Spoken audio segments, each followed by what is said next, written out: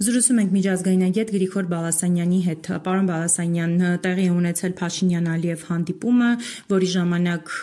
ըստ պաշտոնական հայտարարության կարևորել են վստահություն ձևավորող միջոցառումների հետագա իրականացման անհրաժեշտությունը եւ մի շարք այլ տարբեր հարցեր է քննարկվել։ Խնդրեմ ասեք, թե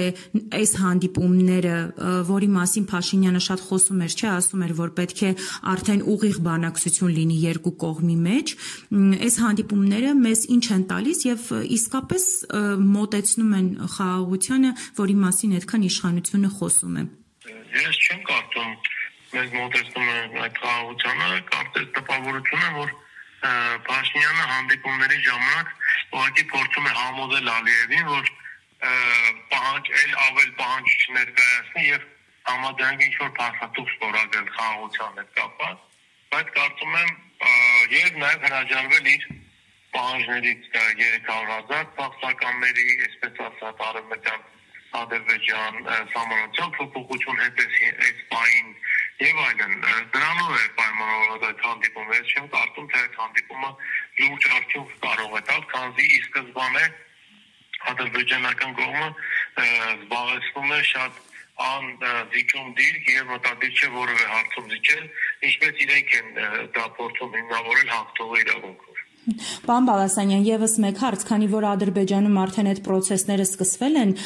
ինչպես իրենք են ասում, արևմտյան Ադրբեջանի քաղաքացիների հավաքագրման, արդյոք Փաշինյանը կարող է հանդիպել, երբ այնտեղ արդեն հողի վրա այսպես այդ գործընթացը սկսվել է։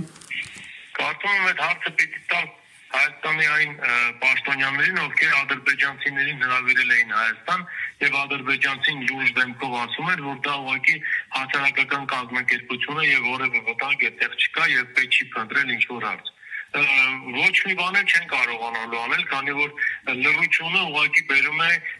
Ադրբեջանի կողմից այլ ավելի լկտիության։ Ինչքան լռում են եւ ինչքան փորձում են այդ հարցը խաղաղասիրական ուտել դրան տարբեր ձևակերպումներ եւ փաթեթավորումներ տալով խաղաղության խաչվելու, խաղաղության դարաշրջան եւ այլն, ադրբեջանցիները լուրումուն չպատրաստվում են Հայաստանը նվաճելուն եւ զավթելուն, եւ դա գաղտնիք չի։